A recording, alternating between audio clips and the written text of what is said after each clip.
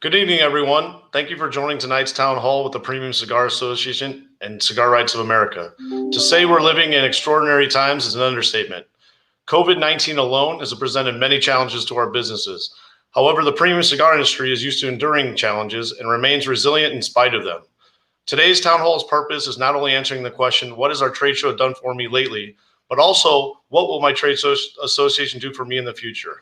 Recently, in the midst of a worldwide pandemic, the monetary and onerous legal efforts of PCA and CRA have brought significant relief from the overreaching federal FDA legislation. We have done what many thought was impossible. We must stress that while the FDA law has been beaten back, it will return. Therefore, your continued participation as a manufacturer, retailer, consumer is critical in protecting our future.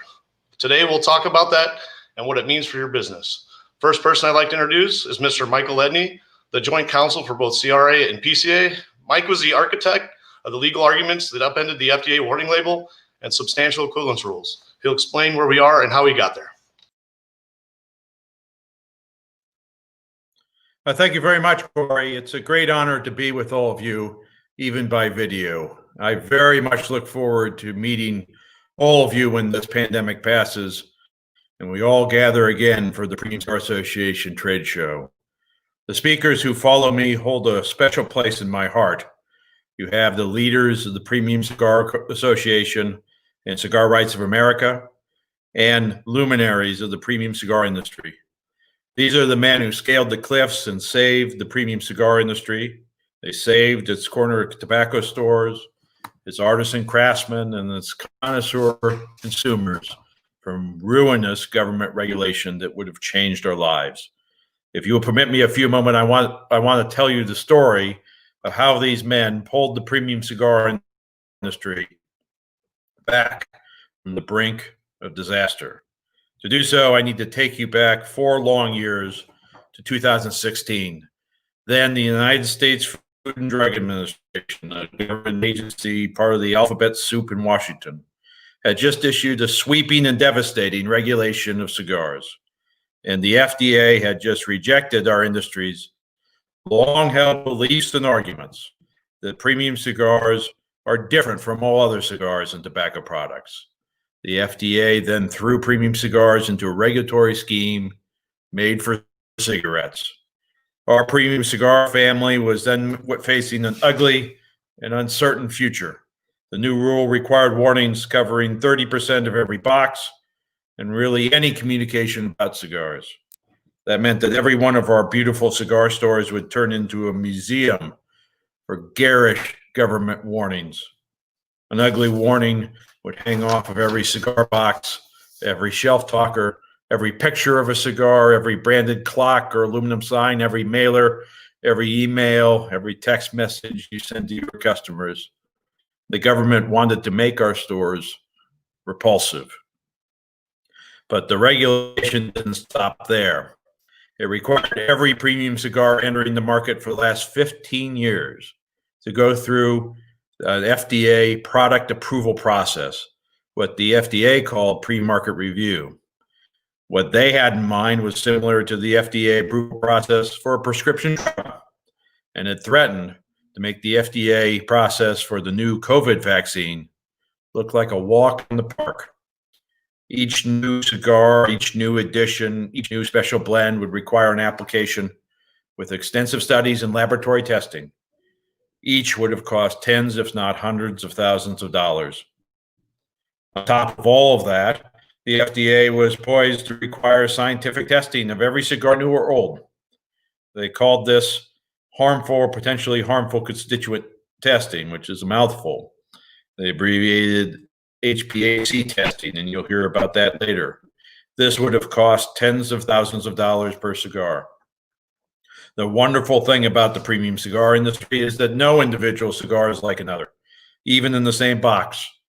Our artisan craftsmen select the best tobacco from a growing season to make the best cigar they can possibly imagine, and it has led to tens of thousands of special editions and blends. But this wonderful feature of the premium cigar industry was also our moment of peril. The reality is that most premium cigars marketed in small batches to a small number of consumers would not have survived the FDA process. It was just too expensive. The expensive FDA review and testing would have driven most cigars from the marketplace forever. Our retail offerings would have shrunk dramatically to a handful of products from the biggest and richest manufacturers. With this regulation in place, customers coming to our stores and asking what's new would have been greeted with a depressing answer. Absolutely nothing. The cigars that we had 15 years ago would be the cigars that we'd live with for the next century. The Premium Cigar Association and Cigar Rights of America said no to all of this. They said it was unfair, and they have now convinced 4 federal judges that they were right. The odds looked long back in 2016, but the leaders of the PCA and the CRA took action and assembled a legal and advocacy team to challenge this existential threat to most of the cigar industry. And this effort was spearheaded by industry leaders too numerous to mention, like Carlito Fuente, Rocky Patel, Jorge Padron, Robbie Levin, Alan Rubin, Corey Bappert, Pete Johnson, and Newman family, men who led companies that probably could have survived the regulation while other smaller companies failed. But they decided this situation was unfair and needed to be stopped. I had the honor of serving as the industry's lead counsel and doing all the arguments in this case. And 100% of my fees were paid by these men and the PCA and the CRA. These men decided to tell the courts that premium cigars were different. And beyond their financial support, these men put aside their lives to spend hundreds, if not thousands of hours meeting with lawyers, providing the factual support and arguments about why premium cigars are different. This case, these victories, would have been nowhere without them. And this was the case that we set forth. Unlike mass-produced convenience store cigars, premium cigars are not used by youth and children in any numbers. Rather, our consumers are older, better educated, and higher income adults, unlikely to use premium cigars to feed an addiction to nicotine.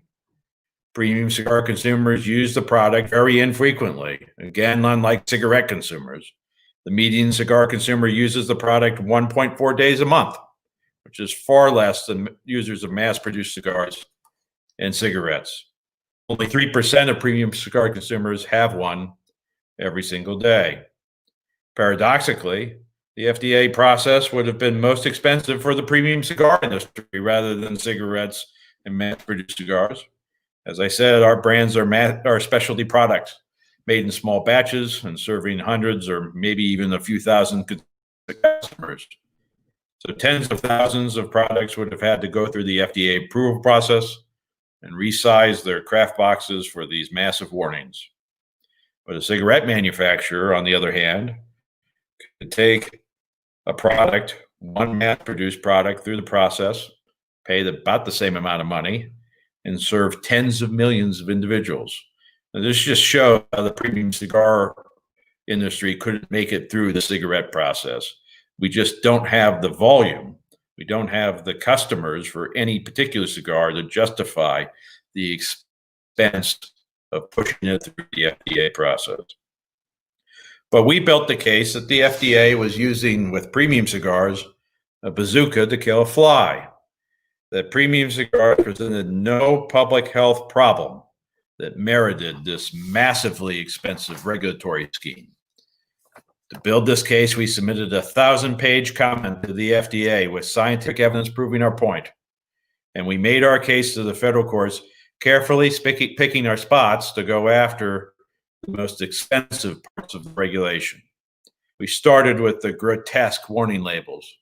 In July 2018, a federal judge in Washington put those warnings on hold, accepting some of our arguments.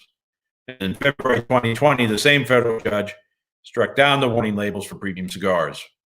He agreed with us that premium cigars were different and ruled that the agency never properly dealt with those differences in explaining why the massive warnings were needed. His ruling recognized that our industry's First Amendment rights were at stake, and that we were being forced to carry the government's views as the most prominent message on our boxes. And to do all of that, the FDA needed far more analysis before going in that direction. On August 19th of this year, just a few weeks ago, the federal courts took the next step. And they struck down the FDA's pre-market review system for premium cigars, again holding that the FDA did not do enough to explain why the full burdens of this very expensive process were necessary for premium cigars. Absent this ruling, tens of thousands of premium cigars would have been flushed from the marketplace forever. None of these victories would have happened if your friends at the PCA and the CRA had not screamed to the FDA, to the administration, to the federal courts that premium cigars were different than all other tobacco products and should not be treated the same as the rest of those. For these organizations, premium cigars were not a tool for making regulation of convenience store cigars look unfair. They were not a means to an end. For these organizations, saving the premium cigar industry was the only objective. And so far, they have succeeded. But their work is not yet done. The most expensive parts of this grossly unfair regulatory scheme have been struck down and sent back to the FDA for further study. But that's just for now. The FDA can try to bring them back. To put these regulations in the hospital, you can rest assured that the adversaries of premium cigars are working hard to nurse them back to health and bring them back into our lives. So the PCA and the CRA need your help today more than ever. They need to bring the best advocacy and science to the FDA to make that agency understand that premium cigars should not be regulated like cigarettes. And if the FDA decides to reimpose these regulations, the PCA and CRA will be back before the federal courts, so a judge can remind the agency of its mistake. In 2016, the premium cigar industry was 4 touchdowns behind in the second half of a very important game. And the PCA and the CRA have mounted a rousing comeback and taken the lead. The game is not over. You need to finish it. And these organizations need your support to do so. I'm so incredibly honored to have been chosen by the PCA and the CRA to carry their message forth to the federal courts.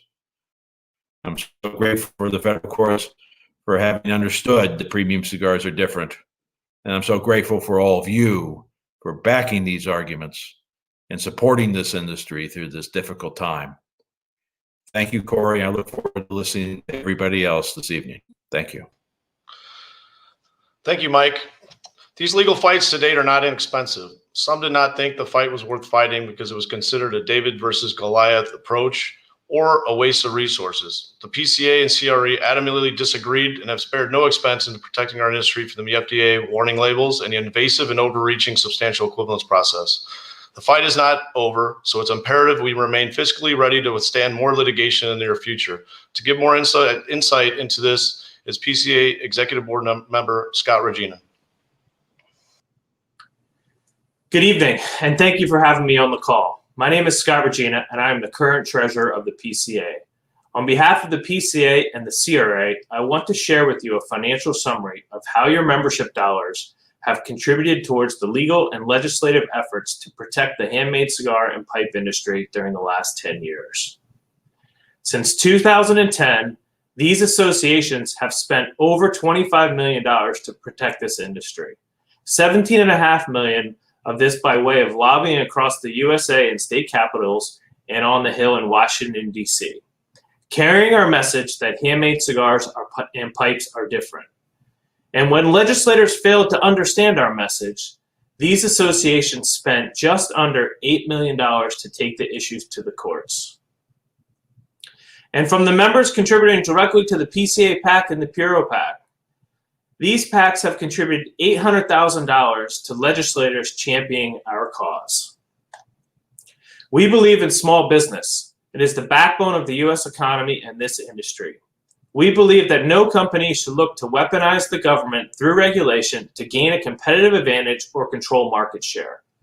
We believe that an unrestricted path to market is vital for cigar manufacturers to innovate and deliver new products to brick-and-mortar retailers and their customers. These associations have been and continue to be committed to spending resources to protect the future of handmade cigars and pipes.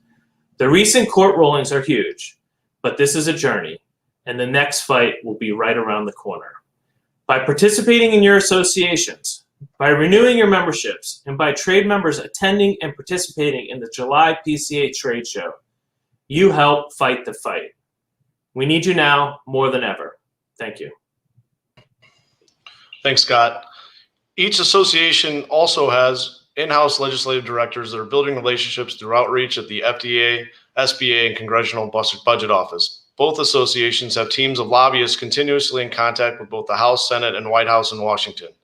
Here to explain a little bit about that are both Josh Habursky of PCA and Mike Copperman of CRA. It is great to be with everyone this evening and alongside many of the stakeholders and staff that successfully defended the industry this year and beyond. The achievements are truly remarkable for the size and scope of our industry, the current political climate, and the prevailing anti-tobacco sentiment propelled by youth access concerns by other tobacco products. In December of last year, PCA, working alongside our counterparts at Cigar Rights of America and input from our legal teams, embarked on an aggressive outreach campaign to Congress, the Food and Drug Administration, and the White House. Professional staff met with key policymakers supported by industry representatives time and time again. Drawing on decades of research, our team sought to define and differentiate premium cigars from other tobacco products.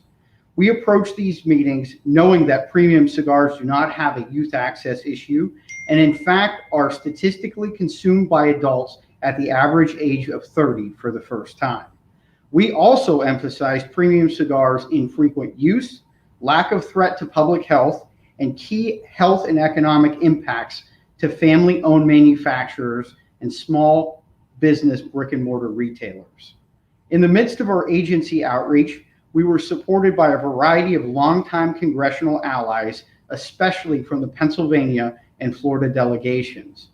Following a series of December 2019 meetings, PCA and CRA formally asserted a white paper authored by our counsel calling for steps to regulatory relief and the recognition of a unified definition of a premium cigar.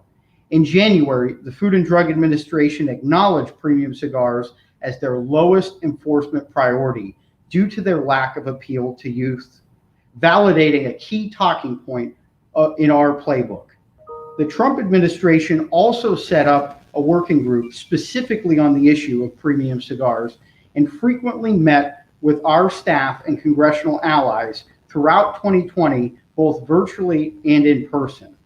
These actions helped shape the motion filed by the FDA and the U.S. District Court of Maryland and the use of the PCA CRA definition in that motion. In addition to legal victories on warning labels and substantial equivalence, this year saw coordinated legal and regulatory success in solidifying and formalizing a definition of a premium cigar by the FDA and the courts. From the February PCA fly-in to listening sessions conducted at the SBA and FDA, PCA and CRA asserted critical arguments across agencies and across party lines. The strategy built off previous 350 plus congressional visits, a Senate Small Business Committee field hearing conducted in Tampa, Florida by Committee Chair Marco Rubio, and a roundtable conducted by Charles Jean and the Office of Advocacy of the Small Business Administration. Our teams frequently responded to information requests, equipped stakeholders with talking points, and facilitated dozens of intergovernmental exchanges by congressional allies, agency career staff, and White House political appointees. In late June of this year, PCA and CRA, with their respective boards, briefed 50 plus staff of the Food and Drug Administration and Center for Tobacco Products Director Mitch Zeller. In 2019 and 2020, our lobbying teams had a seat at the various tables of government and were able to leverage both health and economic arguments to persuade and drive the agenda.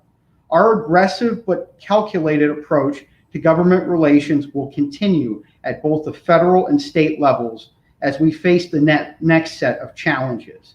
We approach 2021 with battle-tested techniques and an important and diverse coalition of consumers, retailers, manufacturers, elected officials, and regulators ready to defend hand-rolled premium cigars. Tonight, we enjoy our victory cigar, but tomorrow we must be vigilant for the next threat to our jobs, businesses, and passions. It is a great honor to work with everyone to keep premium cigars lit, and I'm thankful for the leadership of PCA and CRA for giving me the opportunity to defend premium cigars, both as an employee and as an avid consumer. I'll turn it over to my colleague, Mike Copperman of Cigar Rights of America. Thank you, Josh. 2007 sparked a new era of tobacco control engagement. I was on the board of IPCPR during this time, and in quick succession, over the next 24 months, we organized, dealt head-on with SCHIP, a historic tax increase proposal, and the Tobacco Act, a historic regulatory scheme. We hired a science firm to review the health data sets, started a political action committee, rallied the states, and began in earnest to engage with legislators on Capitol Hill. We subsequently hired K&L Gates that choreographed our two-track strategy: regulatory for science, statutory, and economic arguments, and a legislative strategy for applying political pressure through the platform of our exemption bills. All this was performed with an eye towards gaining protection for premium cigars and establishing a compelling formal record in service of potential future court engagements. It was the creation of Option 2, which mandated the agency consider creating an exemption for premium cigars when considering the deeming regulation, which laid the regulatory foundation upon which the court heavily relied in deciding favorably for premium cigars. It is one of the highlight achievements of our team's efforts. To underscore the importance of Option 2, the court wrote in its decision, by inviting comments on whether the agency should develop a different regulatory scheme for premium cigars, it was incumbent upon the agency to address relevant substantial comments.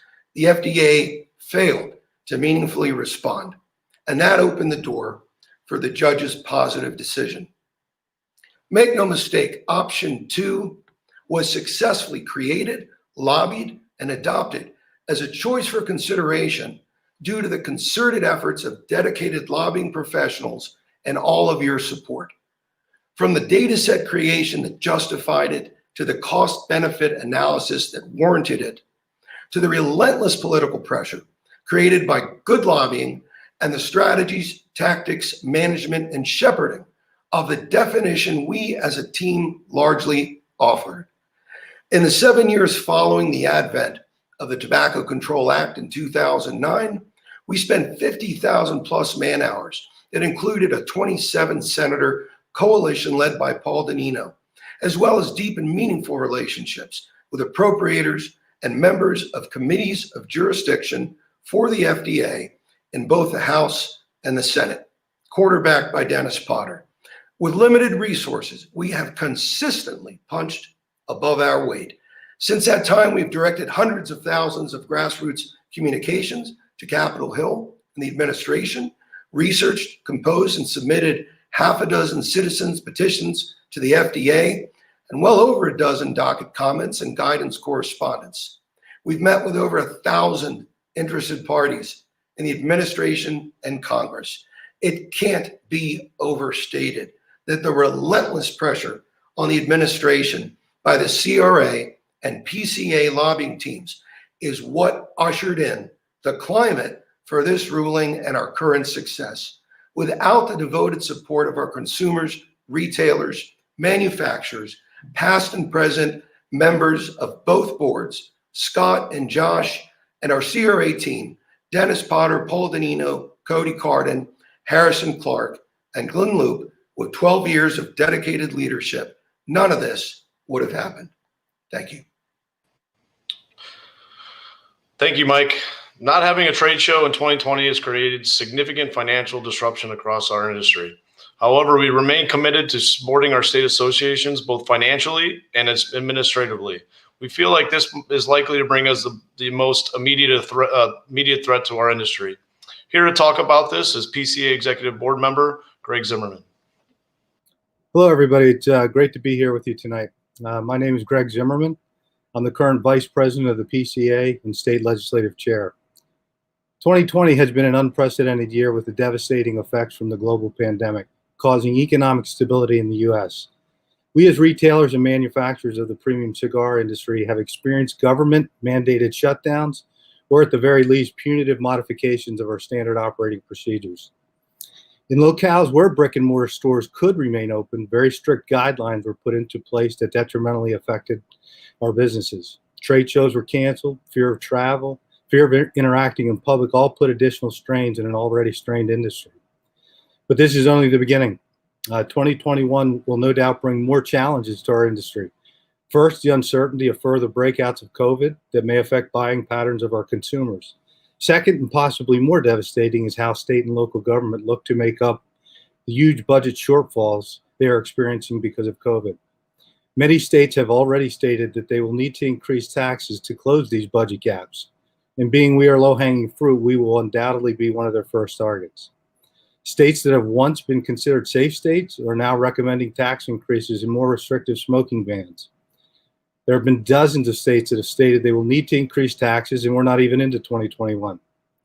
This is only the beginning. There will be a massive push by the antis and other regulators to use COVID to expand regulations on our products under the guise of public health and safety. I personally have witnessed this in Pennsylvania. Bills have been introduced to ban smoking in some of the last remaining venues where adult consumers can enjoy our products. For example, casinos. Another challenge, many states are turning to referendums to circumvent the legislative process, like Colorado. This is an effective method to accomplish what they can't legislatively. Referendums are a very big challenge to our industry, both in costs and our ability to educate the public. And with such a low percentage of users in our category, we have very little chance to win at this level. There are many more challenges that we will face, such as de facto bans on premium cigars disguised as flavor bans, denying health care to users of our products, denying employment, to name a few.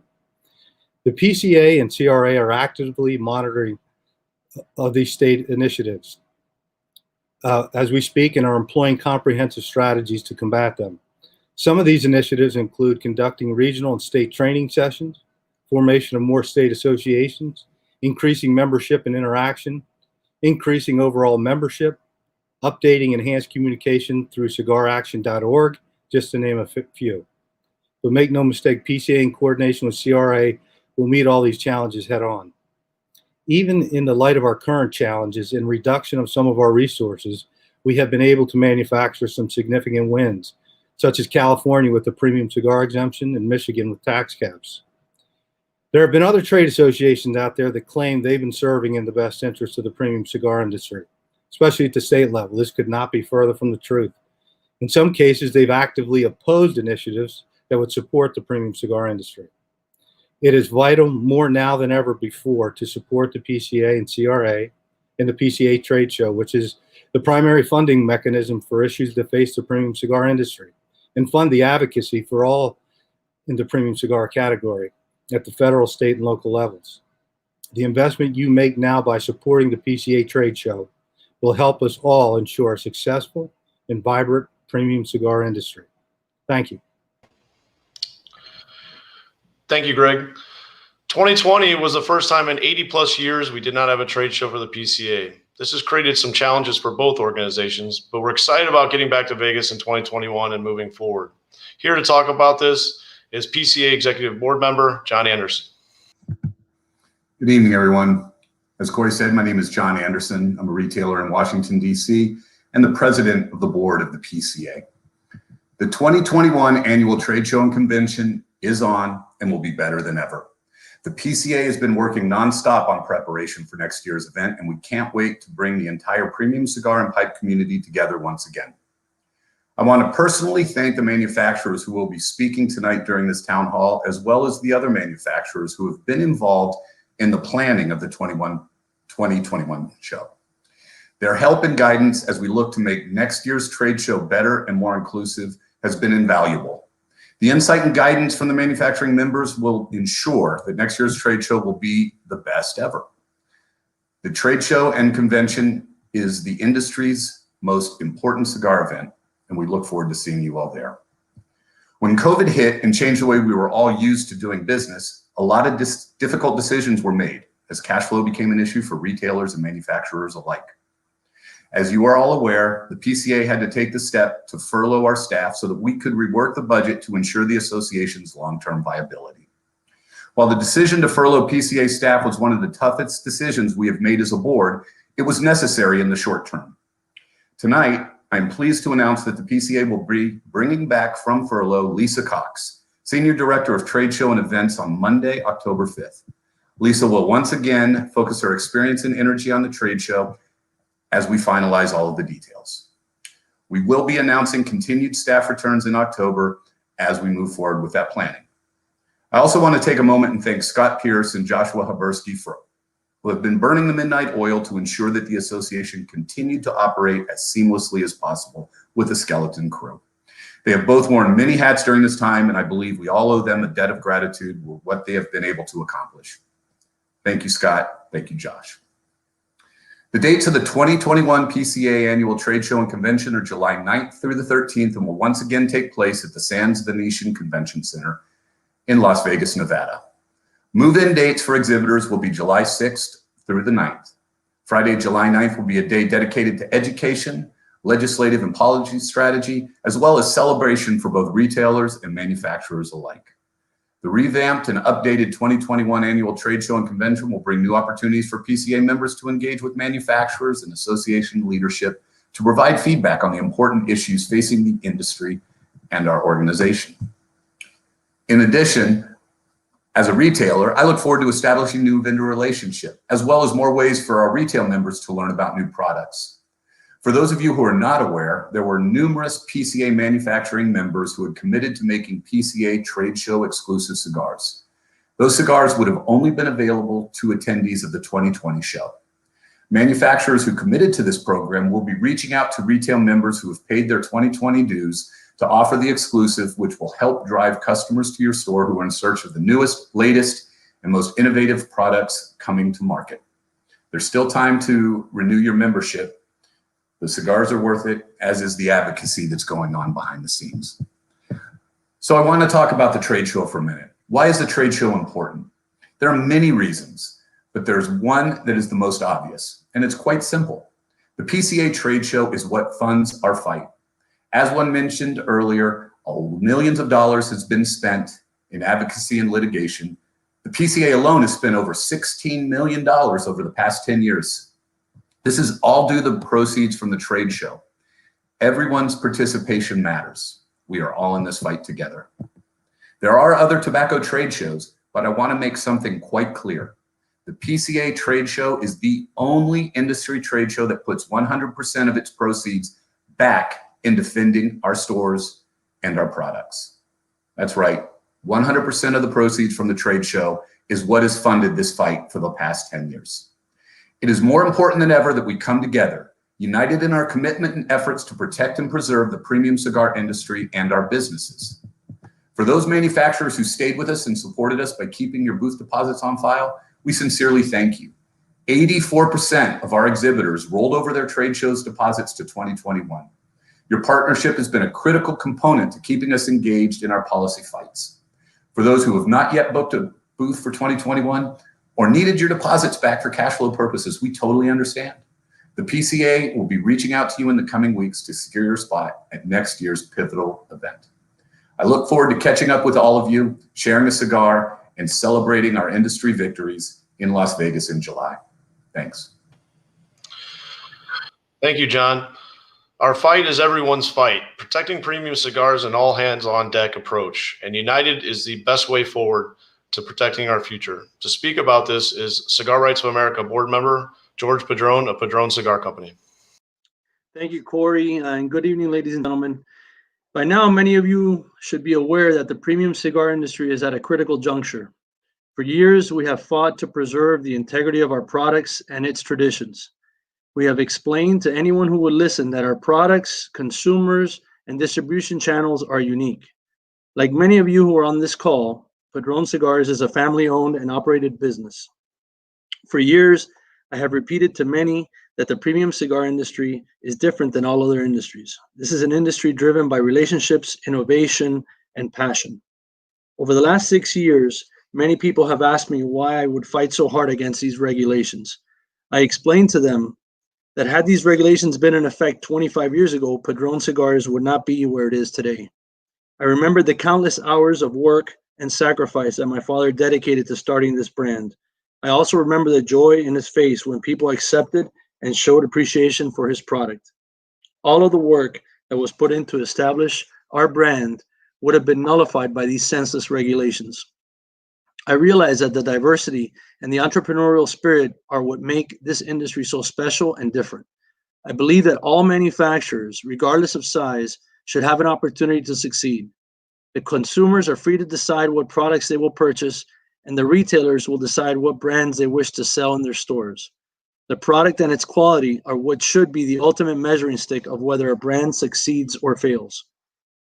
The responsibility of maintaining a strong and united industry falls on all of our shoulders. We should move forward and work to create unity within our industry, with the goal of maintaining our family traditions and the integrity of our products. Like many of you who have family businesses, I want to make sure that my children are given the same opportunity to succeed that I was. The only way I see this happening is if we all pitch in and do our part. Step one of this is to have a trade show with strong industry participation from both manufacturers and retailers. I am committed to ensuring the viability of our trade show. Having a strong show that is well attended is important to generate the revenue needed for these battles that we face as an industry.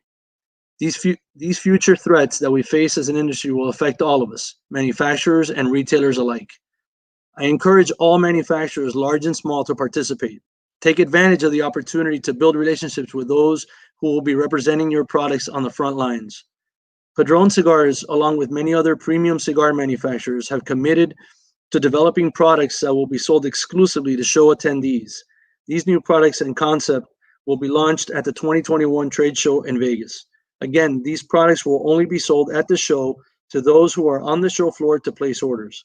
I encourage all manufacturers to participate and develop special products for 2021. And remember, the proceeds generated by the PCA trade show go directly to keep all of us in business by fighting regulation at the state and federal levels, as well as the funding of all future litigation for the premium cigar category. So thank you. Thank you, George.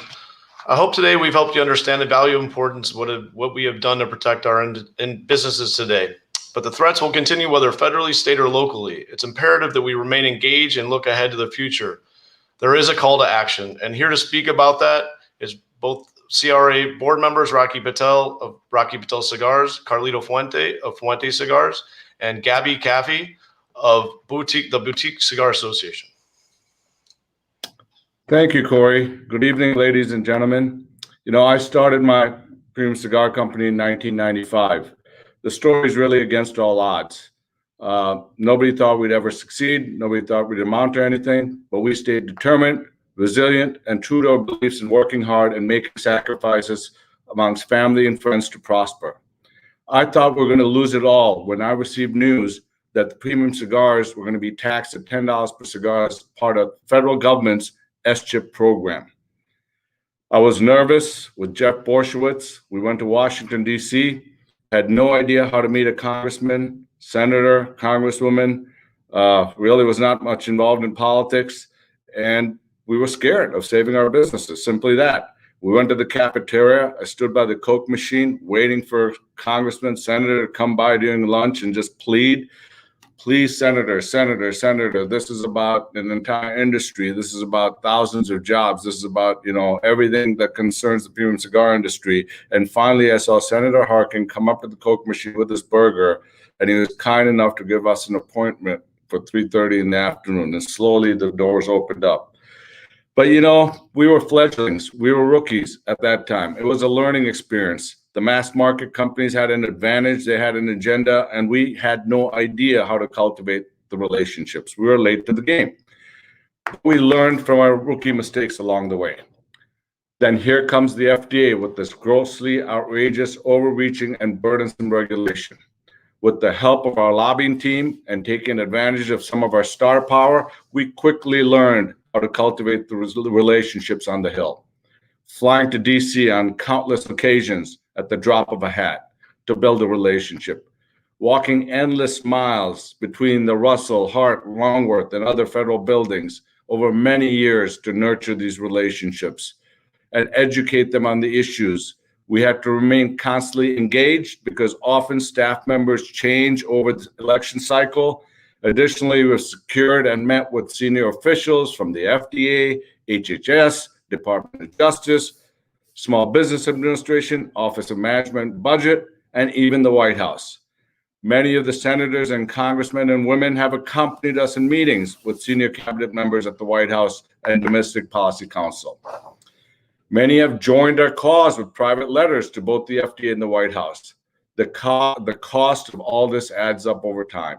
Tons of flights, hotel bills, other expenses borne by us individually, private donations to various Senate and congressional campaigns, monies donated to several PACs. Some of us have spent over $1 million each since 2008. And that doesn't count all the cigars that many of the companies have donated to raise funds for these fights. Why do I mention all of this? Because it's not just money. You have to dedicate an unmeasurable amount of time to be vested in complex issues and fights. You can't just appoint some corporate attorney to represent your company and assume they're going to paint the picture like you would. Ultimately, they want to hear from the stakeholders that are affected. And with the limited amounts of monies that we have, we are very, very careful about how those monies are spent. We spend endless hours meeting teams of people to make sure every dollar is spent to the best benefit of saving the industry. We tackle all the issues, get educated on the issues, learn about the issues, share them with each other. Let me give you a quick behind-the-scene glimpse. Besides the countless flights to DC for hundreds of meetings, thousands of man-hours are spent on conference calls and discussions with our attorneys, conference calls amongst associations, reviewing pleadings, motions, thousands of pages of edits, comments, drafting white papers for the FDA and other agencies, scouring through tons of medical data, applying industry facts to the law, reviewing and re-editing legal arguments, fundraising, sample packs, trying to raise money, running our individual associations, countless and endless hours of sacrifice. But the end and sacrifice doesn't stop there. We're a small artisan industry. We make up 0.01% of all tobacco products. We need industry-wide participation and inclusivity to tackle the upcoming state challenges that lie ahead of us. Unfair taxation and anti-smoking regulations that we face in the near future. The FDA still lies dormant. We need to focus on changing the TTB tax code to separate out our special handcrafted cigars from those that are produced by machines. And finally, if we want to leave a legacy for the future generations, these are the changes we need to fight for. This means equal participation at all levels, fair and equitable support from the great growers of tobacco, the manufacturers, big, small, and medium, retailers, and of course, our customers. Everybody needs to participate and give their fair share. The present model where only a few carry the burden of the entire industry on their back is just unsustainable. We need fresh ideas and industry-wide participation. For those who want to take credit for credit that is not due, I would rather direct your efforts to join us. Help us carve a better, healthier future for our industry. I promise you that supporting the PCA and CRA as we evolve will be the best money and time that you spend on the future survival of our industry. Thank you. And at this time, I'd like to introduce Dr. Gabby Caffey, who represents the Boutique Cigar Association.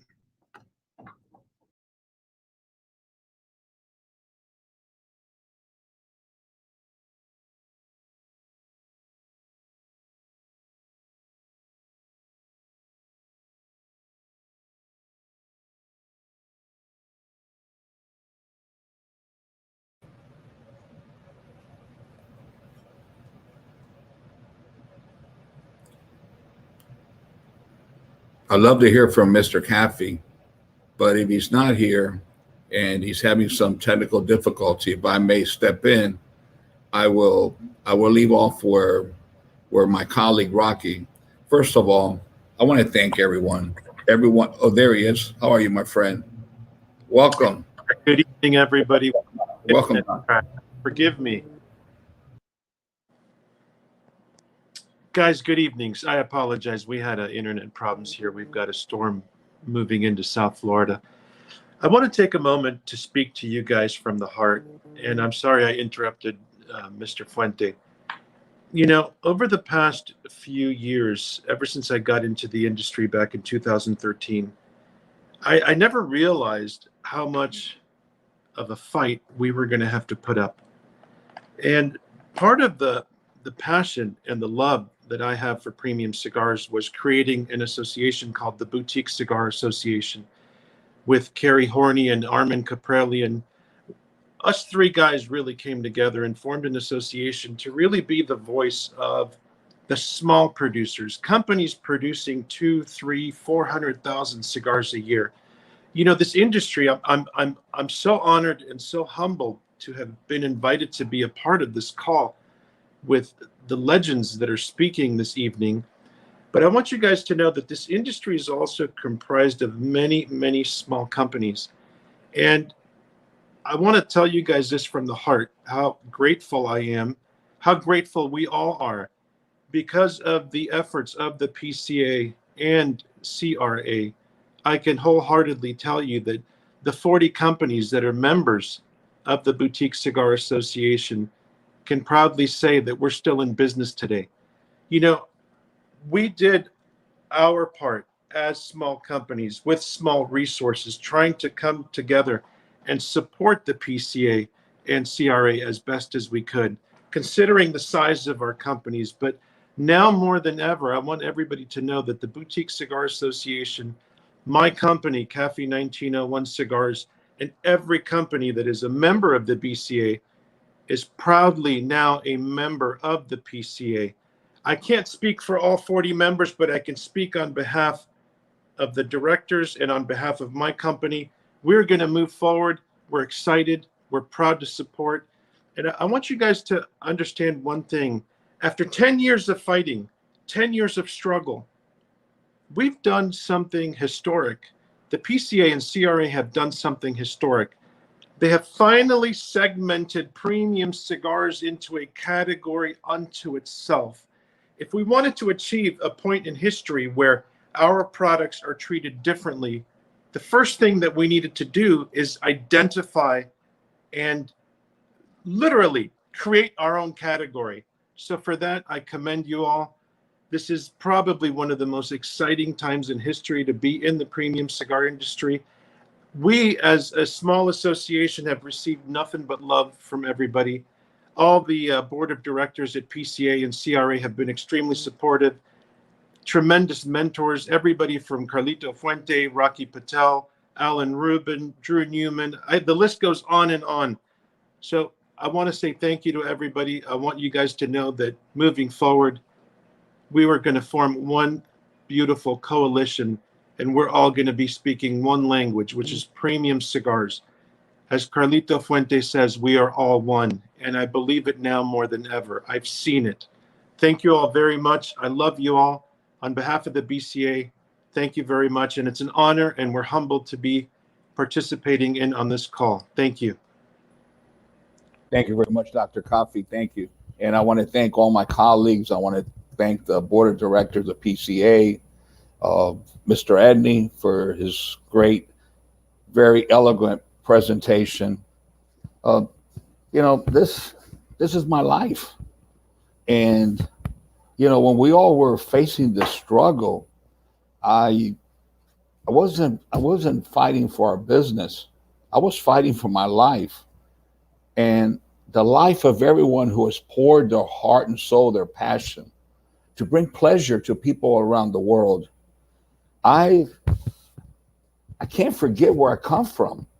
My grandfather migrated in a ferry with nothing in 1905 to be able to earn a few dollars and send it back home to his family who were struggling in Cuba, who were peasants, who were tobacco growers.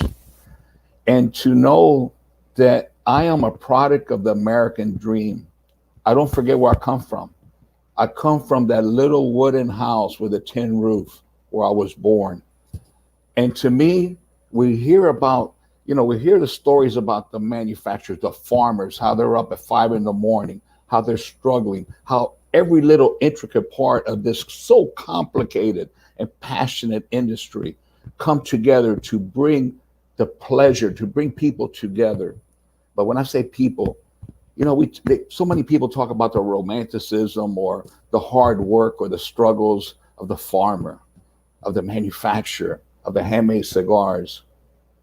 But to me, it's all incomplete if you have the kitchen and you're making the best meal, if you don't have the dining tables, if you don't have where to serve that meal, which is your brick and mortar, which is the community where people come together to enjoy one of the greatest pastimes in the history of America, where they come together to speak about their children, about their work, about their problems, and celebrate. It's about life. It's about celebration. The most important element to me is the lovers of the leaf, the sisters, the brothers who enjoy, who love people and understand there's something very magical about that sacred leaf that brings people together, that opens the door for conversation, that melts all boundaries from all walks of life. It doesn't matter where you're from or what background or what. A cigar brings people together. The brick and mortar is important, but what keeps the brick and mortar, what keeps that retailer happy, alive, is the people. I want to speak for the people because I am a consumer and I think of the consumer first. And I remember that little wooden house that I was born in. And when we found out that our entire life, our passion, our love, our industry, after 4 generations, my children who wake up in the morning wanting to make their father proud someday, like I lived my life to make my father proud and my grandfather proud. I think about that, and it's all about the people. And I just want to say something. It's very, very important. We're all one, as Dr. Coffey said. And it breaks my heart being around in a family business, 4 generations of 108 years. I know who the players are. I know who the people are. And I see what has been accomplished under circumstances which very powerful people, very influential people in the industry will sit across the table and say, we were spinning our wheels and wasting our time, that it would be impossible for us to get any relief. I'm going to reach out not only to the consumers, because the consumers have been a big team player, and to be able to achieve this judgment through all the letters that they wrote, their representatives, for all the emails they sent, for joining the manufacturer, because we're all one. But you know what breaks my heart? The many people in this industry who are don't have to put a warning label and destroy the history, the art, the culture of our industry that goes back hundreds of years, centuries, are not don't have to put those warning labels because of the CRA and the PCA. What breaks my heart is a lot of people who have come in this industry because of the hard work of grandfathers and families and so many people, and have become millionaires and have given nothing or just maybe just a little bit to say they contributed something. I'm talking to tobacco growers. I'm talking to every cigar manufacturer. All you guys who all come out in magazines and everything and blah, blah, blah, blah, blah. You need to step up to the pump and put your part. And we could achieve a lot together. And I want to forget the past. Forget about who did what, who was there. I want to see us all unite. But to me, the most important thing is the consumer. I'm reaching out to consumer. This year, as was mentioned before, as Mr. Padron mentioned, and as our president, John Anderson, mentioned, there will be special release cigars that will be available because it's very important during these difficult times in the pandemic that brick and mortar has that opportunity to have something special. And we made special cigars that'll be released, and there's big surprises coming up. So reach out to your brick and mortar who is in good standing order. They're going to have some special cigars. But I'm reaching out to all the growers. Don't be intimidated by the big boys. Think about your father, your grandfather, what they went through when they were pioneers and they had to go and cut the bushes and build little bridges to be able to cross the rivers in Honduras and Nicaragua. What they went through and everything for now everybody to be well. It's important that we all come together. Forget the past. We're all one. Manufacturers, tobacco growers, retailers, cigar clubs, consumers, cigar lovers of the leaf like myself, and all the beautiful women who are now enjoying cigars. I reach out to each and every one of you to give your part. Join us. This is the most beautiful industry in the world. It's more than my life. It is the greatest American pastime of history. Thank you very much. Thank you all for your time. And thank you for joining us. Thank you, Carlito. Well, we have time for a few questions here from the audience that we'd like to get to before we end today. The first one is from a manufacturer and past exhibitor. I'd like to direct this to John Anderson and Scott Regina. Is the PCA going to be around after next year? I've heard rumors that the PCA is going out of business. So that's a good question. And I can say the answer to that question is unequivocally no. The past boards of the PCA have done an amazing job of exerting fiduciary responsibility over our association to ensure the financial stability for challenging times, just like what we're going through currently. The current board had to make some tough financial decisions while we reworked the budget, but let me assure you, we are okay and will continue to grow and fight for the premium cigar industry. The PCA has a very valuable asset in Washington, D.C., a townhouse on Capitol Hill, which houses the PCA offices. The PCA hosts fundraisers as well as meetings for our members with congressmen, senators, and their staff. If you happen to be in DC, I encourage you to visit. When COVID is the thing of the past, I encourage all of you, when you're here, stop by, see what the PCA is doing for you, as well as for the premium cigar industry. Thanks. Thank you. The second one is from a retailer from Texas. Will the state lobbyists be coming back in 2021? Greg Zimmerman, would you like to handle that one? Yeah, thank you, Corey. That's a great question. Short answer, yes. First, I want to give a shout out to Scott Pierce, Joshua Habursky, and Glenn Loop, who have kind of picked up the mantle of the state advocacy program and have already started to conduct some of these state regional training sessions with some of our retailers. I think in the past, we've kind of taken a shotgun approach to some of these issues, but we will employ regional lobbyists if the need is there.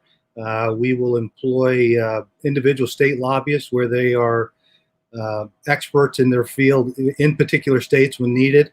But to your answer, yes, we will be, and it will be a very strong state lobbying program that we will have put in place for 2021. Thank you for that, Greg. The next one is, I'm going to direct this one to Carlito. I think he's best suited to take this one, but it's from a consumer. As a consumer, how can I get involved? Carlito?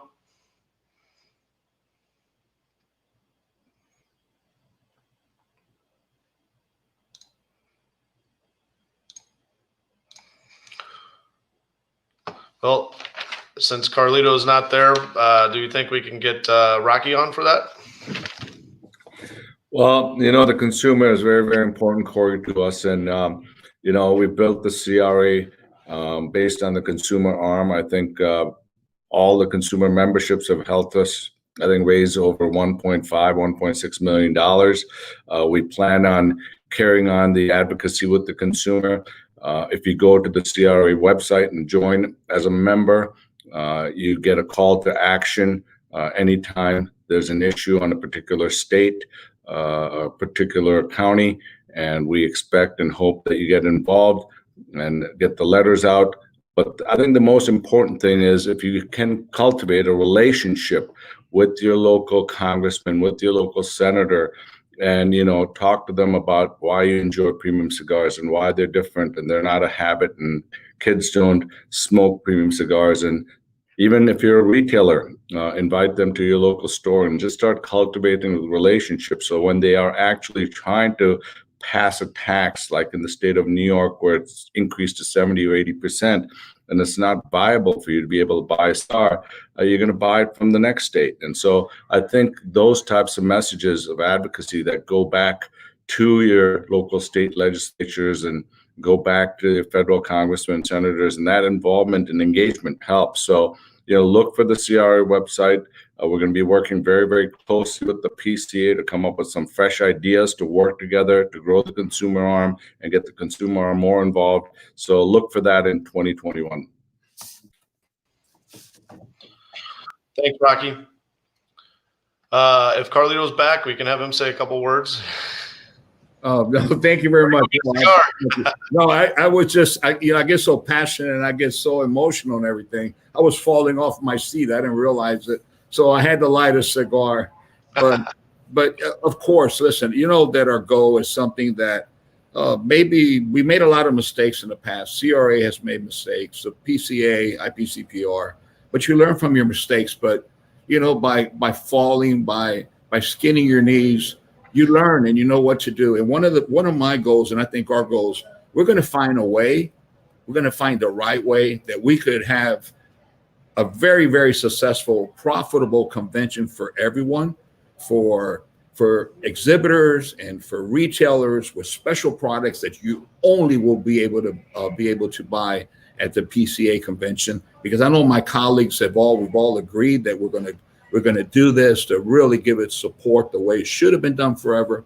But besides that, we're going to come up with a formula where we can all do something and be able to enjoy cigars with what I believe is the most important element of this whole family, which is the lovers of the leaf, the consumers, that do something separately from the show, where maybe there'll be a day after, an extra day, where we could have just one big party, welcome people over, hug each other, and really unite. Because you could make the best cigar in the world or the worst cigar in the world, but if you can't interact or hug or see the people that are actually enjoying and hear from them, it's worthless. It's like the chef in the kitchen that prepares the meal, but his reward is to hear the feedback and to hear the criticism or the compliments. And that's what I'm looking forward to. And I know we've talked about it many times. So there's so many exciting and beautiful things around the corner that we're very diligently working on to really take this to the next level. So thank you very much, Corey, for the opportunity to allow me to come back. Thank you, Carlito. So if anybody has any questions about specific state issues, please contact Scott Pierce or Josh at PCA about any of that. They can help you out. But we hope today's town hall gave you some insight into what the Cigar Rights of America Premium Cigar Association has done and are doing to fight for our rights, to continue doing what we love the best, enjoying premium cigars. Remember, only we can pave the roads of our future. We look forward to celebrating more victories together in the future. Have a good evening, and thank you again for joining us.